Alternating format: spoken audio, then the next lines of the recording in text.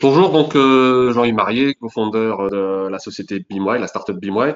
Je suis ingénieur de formation. J'ai travaillé presque 15 ans au Luxembourg sur différents projets comme l'extension du Parlement européen ou la Cour des comptes, également sur le nouveau projet de la BEI, le futur projet de la BEI ou le cahier des charges du Jean Monnet qui sera bientôt construit. Donc, BeamWise est une plateforme de gestion des données techniques pour la construction et pour l'immobilier. Donc, on vise l'ensemble du cycle de vie des bâtiments. Euh, pourquoi alors, collecter des données et gérer les données techniques, c'est long et c'est coûteux. Comme on l'a vu précédemment, le stockage des données est souvent fragmenté. On l'a dans le cloud, dans les ordinateurs ou dans des classeurs en format papier. La classification est parfois différente d'un bâtiment à l'autre, mais également au sein même d'un bâtiment, donc un problème pour retrouver l'information, et un manque de référentiel. Aujourd'hui, on n'a aucune idée, le maître d'ouvrage n'a aucune idée de quelles données il a besoin pour la maintenance et comment vérifier la qualité de la donnée qui lui est transmise parce qu'elle est trop subjective et fait appel à des bureaux d'études pour valider la qualité de ces données. Pour passer une page, hop, je clique. Voilà. Donc, depuis 20 ans que je suis dans la construction, j'ai toujours la même demande à la fin du dossier, à la fin de la construction, c'est un dossier technique d'exécution en papier. Ça, c'est un extrait d'un cahier des charges que j'ai pris il y a quelques mois. Et donc, on demande encore, voilà ce qui est résumé, la demande de données qui est résumée ici, avec une feuille A4 avec des descriptions techniques, physiques, mécaniques et électriques. Voilà, on laisse libre cours au constructeur pour créer cette documentation. BeamWay a créé une plateforme, une building platform, où les parties prenantes structurent les données techniques, contrôlent leur qualité permet un accès facile via une base de données qui est spécifique au bâtiment, structurée suivant les derniers standards BIM, ISO, Uniclass, avec un géoréférencement dans un espace 3D, soit un modèle BIM, soit un nuage de points. Aujourd'hui, on est spécialisé également dans la digitalisation des bâtiments existants et on a du matériel qui permet de scanner à peu près 10 000 mètres carrés par jour de bâtiments et les mettre à disposition immédiatement et insérer la donnée à travers ce modèle. Et ensuite, on crée des référentiels prédéfinis qui vont permettre de sélectionner les données uniques et nécessaires, soit pour la maintenance, soit pour des qualifications type BREEAM ou LEED, ou voire même construire un propre référentiel comme on l'a fait nous avec la BEI. Alors, le cycle de vie de la donnée en termes d'ISO, c'est un pourquoi, donc un système définir la stratégie, à quoi, quelles sont les données, quelle est notre stratégie en termes d'organisation de la donnée à travers quatre sujets juridiques, commercial, financiers et techniques. Ensuite, on a le quoi qui va permettre l'asset information requirement qui va définir les besoins équipement par équipement ou pièce par pièce, et puis qui va spécifier l'asset information model, qui est l'unique source d'information liée à un équipement pour supporter les systèmes de données, pour supporter tout le système de gestion pour le maître d'ouvrage. Ça, c'est à l'échelle du projet, du bâtiment en lui-même.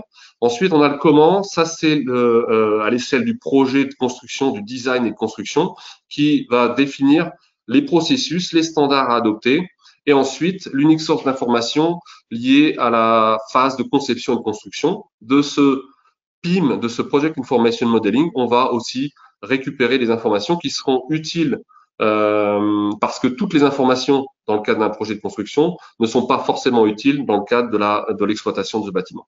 Et qui va gérer ça? C'est BeamWise à travers sa plateforme. Alors, l'Organisation Information Requirement, c'est vraiment l'aspect stratégique qui permet de définir, au niveau juridique, voilà mes obligations. Je prends un exemple assez flagrant que j'ai eu une fois sur un projet où on n'a pas géré les dates de validation, les dates de renouvellement des permis de construire, et on s'est rendu compte que sur un de nos projets, le permis de construire avait le renouvellement n'avait pas été fait. Si on avait fait le renouvellement, ça aurait pris une semaine. Ça a pris 6 mois pour refaire un permis de construire. Au niveau commercial, bien c'est si vous avez des surfaces à louer, des zones de production, obtenir certains ratios par rapport à ces surfaces. L'aspect financier, c'est le coût, les coûts associés, les coûts de maintenance préventive pour établir un plan de maintenance pluriannuel, et technique, c'est les plans, les fiches techniques, les manuels de maintenance, pour avoir des informations type de réfrigérant, des informations sur la qualité de l'air, sur le niveau de la lumière et ainsi de suite. Et on peut encore aller plus dans le détail. Au niveau Asset Information Requirement, on a un cadre général qui est défini principalement aujourd'hui dans les uniclasses et dans les fichiers COBie, qui est le tableau, là c'est un tableau Excel, le COBie, qui va définir les informations qui sont génériques à chaque équipement du bâtiment.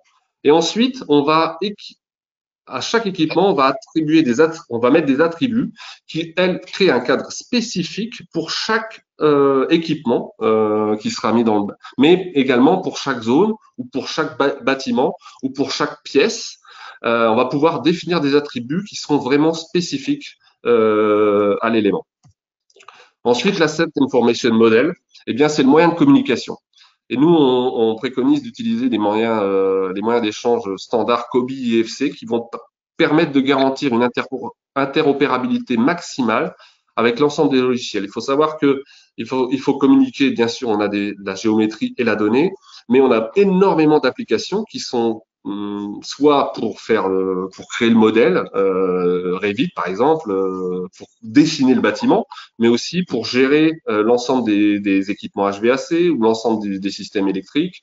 Et bien là, on va avoir des applications qui vont se baser sur les modèles BIM, et il faut pouvoir fournir ces informations à travers des modèles standards. Ici, en exclusivité pour ce webinaire, on vous fait voir le nouveau design qui sera de notre application. Et là, on a une overview avec à travers un système d'images panoramiques et de nuages de points derrière qui va permettre de géolocaliser les informations pour chaque asset.